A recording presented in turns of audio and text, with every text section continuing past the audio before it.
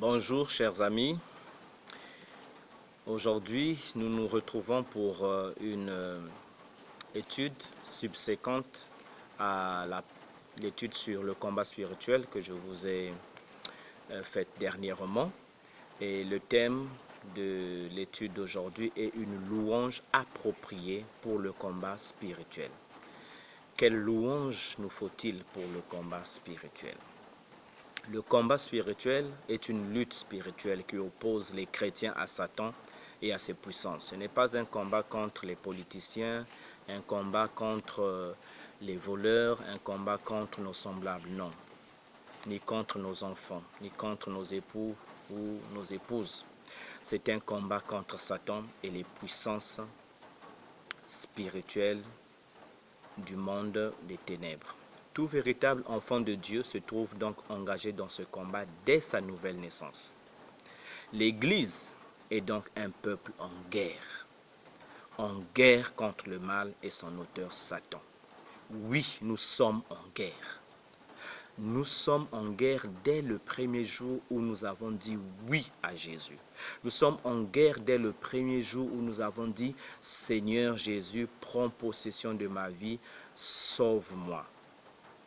Dès ce jour-là, nous avons signé un acte de guerre contre le royaume des ténèbres. Alors,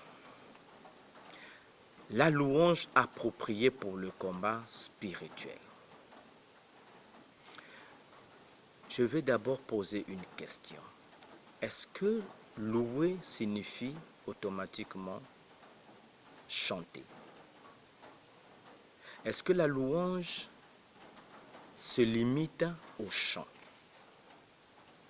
Non. Le chant a été très longtemps associé au culte depuis l'époque du roi David. La Bible nous exhorte de chanter, chanter en l'honneur de l'Éternel.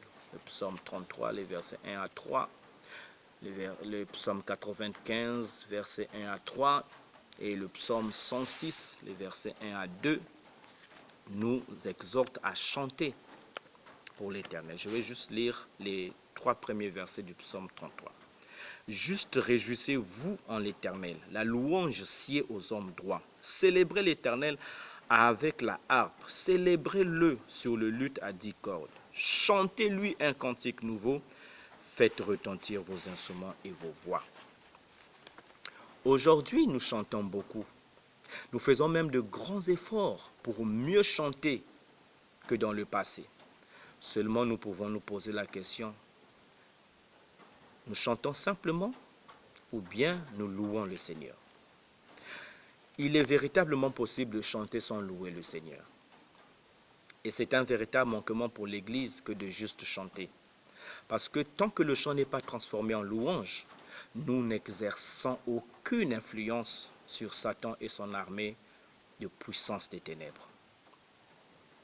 Et alors, quand est-ce que le chant est une louange? Il est important que lorsque nous chantons, que nous soyons rassurés que nous louons le Seigneur. Pour en arriver là, nous devons nous poser les questions suivantes. Les paroles de ce chant que nous chantons, sont-elles conformes aux Saintes Écritures? Est-ce que ces paroles sont en accord avec ce que déclare la parole de Dieu, la Bible? Est-ce que ces paroles ne contredisent pas le message biblique? Ça, c'est la première question.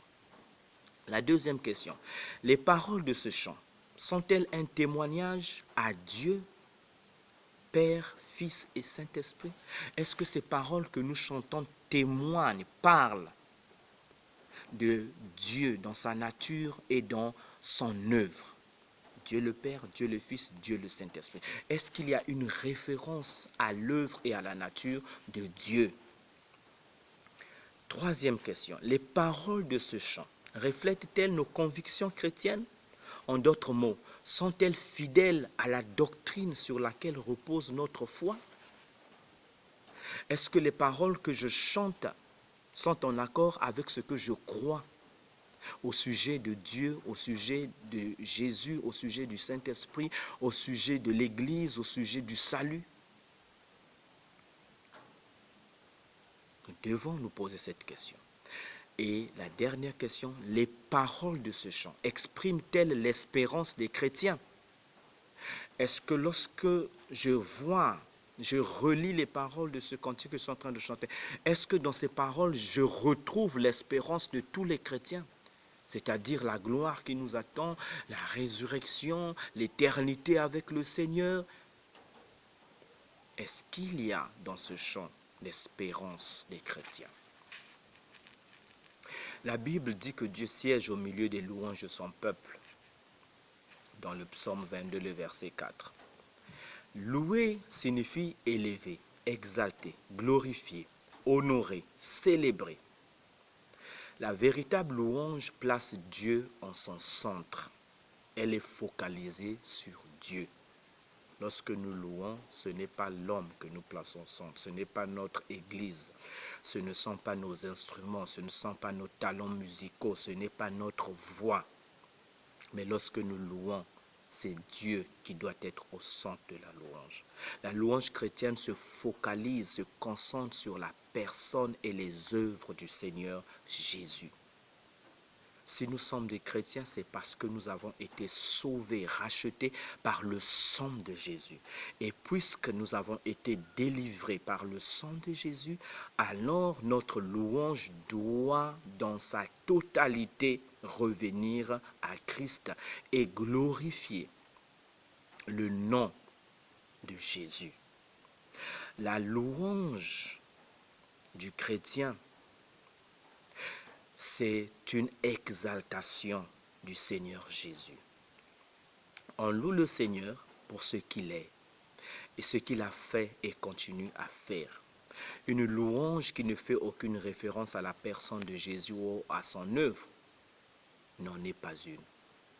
C'est pourquoi il est essentiel de bien connaître ce que la Bible dit sur Dieu, son Fils et le Saint-Esprit.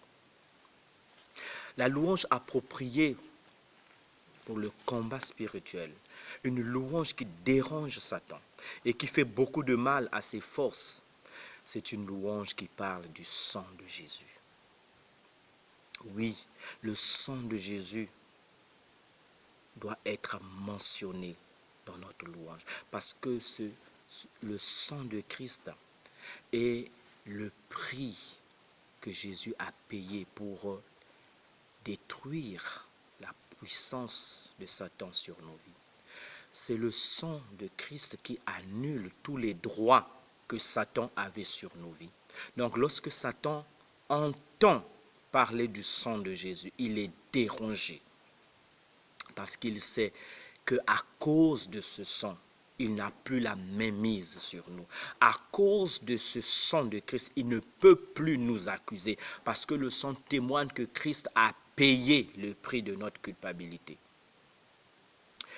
Jésus a répandu son sang pour acquérir le pardon des péchés des hommes et les libérer de l'emprise de Satan et de la damnation éternelle. Le sang de Christ annule tous les droits que Satan avait sur nous, car il nous place du côté de Dieu, comme ses rachetés. Ce sang est la marque qui témoigne que nous appartenons maintenant à Dieu et à son Fils. Lorsque nous sommes scellés, recouverts par le sang de Jésus, cela montre que nous appartenons maintenant à Christ et que Satan n'a plus rien à voir avec nous. La louange qui dérange Satan est une louange qui parle de la croix de Jésus. Oui, nous devons célébrer la croix de Christ. C'est l'instrument de la grande défaite de Satan. Elle rappelle au diable le coup mortel que Jésus lui a asséné. C'est à la croix que le Fils de Dieu a écrasé la tête du serpent, conformément à la promesse que Dieu a faite dans Genèse 3, le verset 15. Et Colossiens 2, 14, 15 que je vous avais lu dernièrement nous rappelle bien que c'est à la croix que Jésus a dépouillé Satan de toutes ses forces, de toutes ses armes, et l'a livré en spectacle publiquement. C'est à la croix que Jésus nous a réconciliés avec Dieu. Voilà.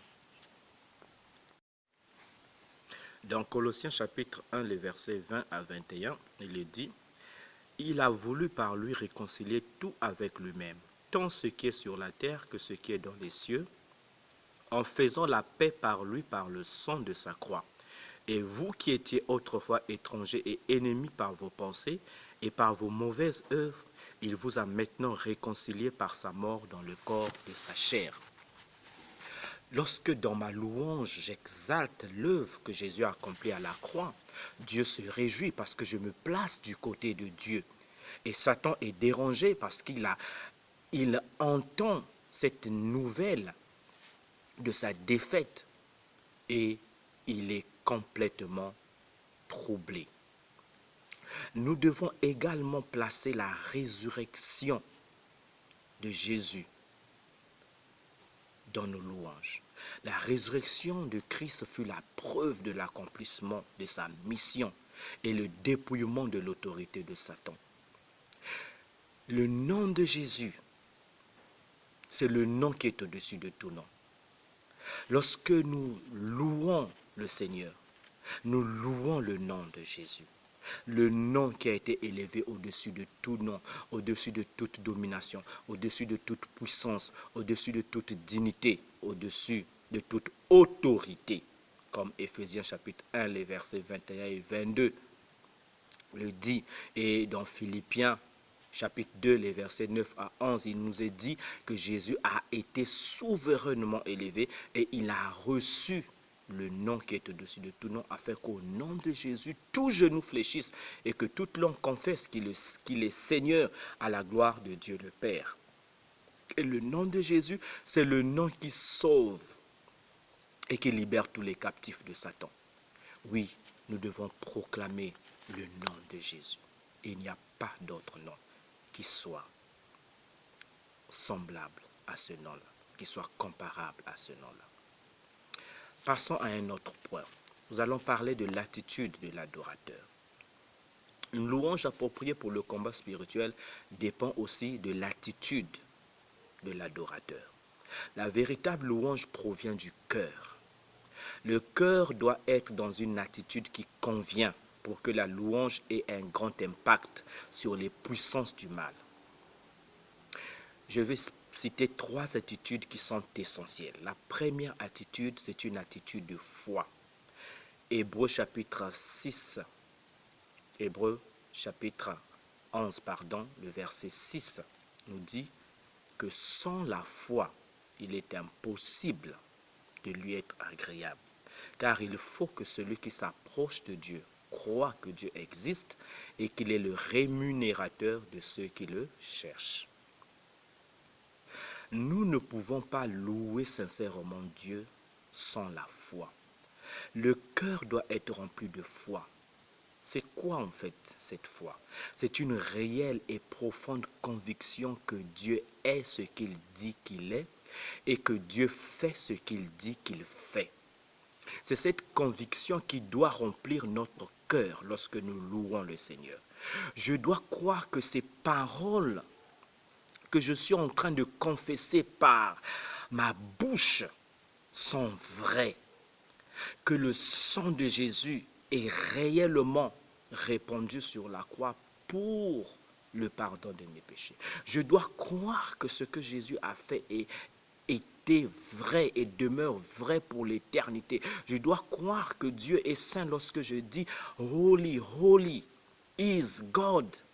My Lord, je dois croire que réellement ce que je dis est vrai, que Dieu est saint. Il est saint. Je ne dois pas simplement prononcer les paroles parce que je les trouve belles ou parce qu'elles s'accompagnent d'une belle mélodie. Attention. Même quelqu'un du monde peut chanter un chant chrétien. Mais quand quelqu'un païen chante un chant chrétien, il ne loue pas parce qu'il n'a pas l'attitude qu'il faut. Son cœur n'est pas rempli de foi. Il ne croit pas en Dieu. Il ne croit pas en ses paroles. Voilà, nous devons avoir un cœur rempli de foi. Sans la foi, il est impossible d'être agréable à Dieu. Sans la foi, nous ne pouvons plaire à Dieu. Deuxième attitude, c'est l'humilité. L'humilité, l'adorateur doit être humble. Jacques, dans l'épître de Jacques au chapitre 4, le verset 6, il est dit, il accorde au contraire une grâce plus excellente. C'est pourquoi l'Écriture dit, Dieu résiste aux orgueilleux, mais il fait grâce aux humbles.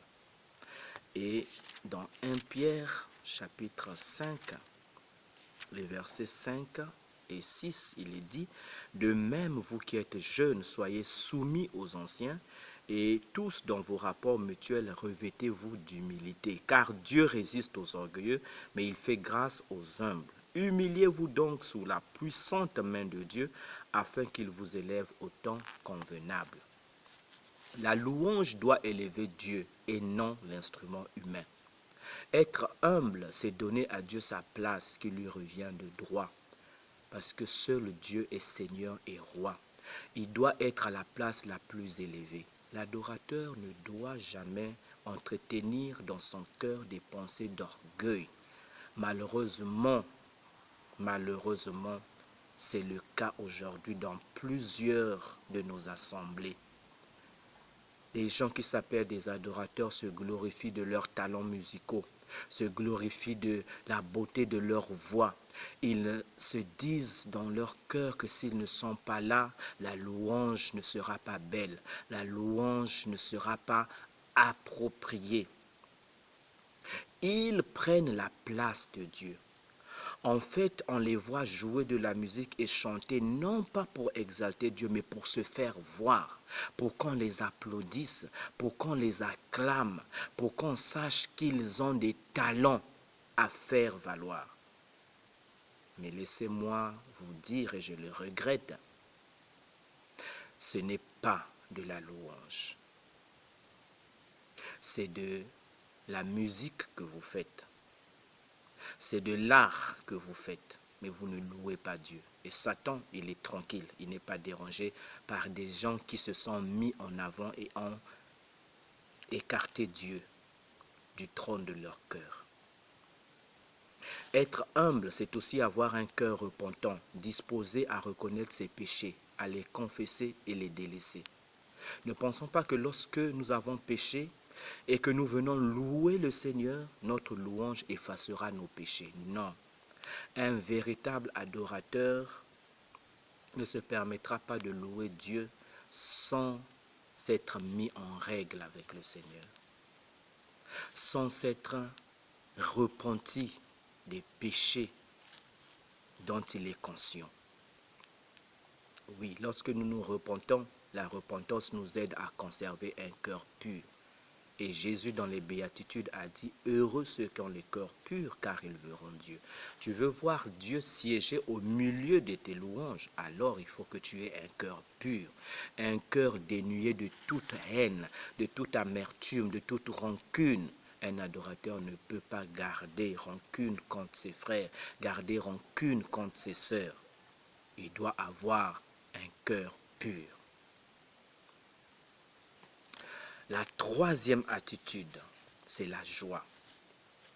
Oui, le cœur doit être rempli de joie lorsque nous louons le Seigneur. Le psaume 100 est très expressif à ce sujet. Au verset 1 et 2, il est dit « Poussez vers l'Éternel des cris de joie, vous tous habitants de la terre. Servez l'Éternel avec joie, venez avec allégresse en sa présence. » C'est du cœur que la véritable louange sort. Et le cœur doit être rempli de joie. Quand nous sommes joyeux intérieurement, alors cette joie s'exprime en louange et cette louange est agréable à Dieu. Et quelle est cette joie? Ce n'est pas la joie d'avoir tous les jours de quoi manger. Ce n'est pas la joie d'avoir une belle maison, mais c'est la joie de connaître Dieu. C'est la joie d'être sauvé. C'est la joie de l'espérance que nous avons en Jésus-Christ. Notre joie rend notre louange plus puissante. Dieu aime se servir des adorateurs joyeux comme David. Vous vous rappelez quand David a fait retourner l'arche de l'alliance à Jérusalem, tellement qu'il était joyeux, il a oublié qu'il était roi. Il s'est mis à danser, à sauter. Dans 2 Samuel, chapitre 6, les versets 12 à 16, là se trouve l'histoire. Même sa femme l'a dédaigné, l'a méprisé, mais à ses propres dépens. Oui, lorsque nous sommes joyeux, nous ne nous retenons pas. Nous poussons des cris de joie, nous sautons, nous dansons. Il y a des gens qui n'arrivent même pas à danser lorsqu'ils louent le Seigneur, parce qu'il n'y a pas de joie dans leur cœur. Mais remplissons notre cœur de joie, la joie du salut, la joie de savoir que nous appartenons à un Dieu tout-puissant qui a promis de prendre soin de nous dans toutes les circonstances de notre vie. La joie de savoir que le ciel nous attend. La joie de savoir que nous sommes plus que vainqueurs dans toutes les situations de la vie. La puissance de la louange. La louange agit sur Dieu, sur Satan et sur l'homme. Qu'est-ce que la louange fait d'abord sur Dieu? La louange réjouit le cœur de Dieu. La louange pousse Dieu à descendre au milieu de ses enfants et à déployer sa puissance à leur égard. Comme je l'ai dit dans le psaume 22, le verset 4. L'Éternel siège au milieu des louanges de son peuple. Et il y a un exemple dans l'Ancien Testament quand le roi Josaphat a été attaqué par 3 peuples, 3 nations étrangères. Dieu lui a dit, ce n'est pas ton combat, c'est mon combat. Mais toi, qu'est-ce que tu vas faire? Compose une chorale. Forme une chorale, mets des chantres, mets-les à la tête de l'armée, qu'ils partent sur le champ de bataille et qu'ils se mettent à louer mon nom. Et on nous dit, lorsque les chantres se mirent à louer le nom de Dieu, alors Dieu descendit et il sema la confusion au milieu des ennemis de son peuple. La louange agit sur Satan. La louange qui est adressée à Jésus est un affront à Satan. Elle lui rappelle que Jésus est le Seigneur et Sauveur et que lui-même, Satan, est un ennemi déjà vaincu. La louange dérange le royaume des ténèbres et met en déroute les forces maléfiques. Si vous vous rappelez de cette histoire que je viens de vous relater du roi Josaphat, ça se trouve dans 2 Corinthiens, le Chroniques, le chapitre 20. Tout le chapitre, vous pourrez le lire, du verset 1 au verset 23. C'est là où se trouve cette histoire. Donc, la louange, la véritable louange qui élève Dieu, qui exalte Dieu, alors sème le désordre dans le royaume du diable, la confusion dans le royaume des ténèbres. Voilà, et la louange agit aussi sur l'homme. La louange élève l'homme au-dessus des réalités terrestres et des préoccupations matérialistes. Elle rend l'homme conscient des trésors spirituels célestes. Lorsque vous louez le Seigneur, elle vous élève au-dessus de vos soucis, au-dessus de vos maladies, au-dessus de vos préoccupations matérialistes. La louange change votre façon de voir les choses. La louange remplit votre cœur de paix et de satisfaction intérieure. Bien que le problème extérieur peut toujours demeurer, mais intérieurement, vous avez une joie, une paix et une force qui vous permet de continuer à avancer en dépit des problèmes que vous rencontrez. La louange apporte la bénédiction de la guérison, de la délivrance et de la paix. Oui, beaucoup de malades ont été guéris par la louange. Parce que la louange agit puissamment sur notre corps, sur notre âme et sur notre esprit. La louange fortifie spirituellement le chrétien et l'aide à traverser les épreuves de la vie avec sérénité et assurance, sachant que Dieu a toujours le contrôle de toutes choses.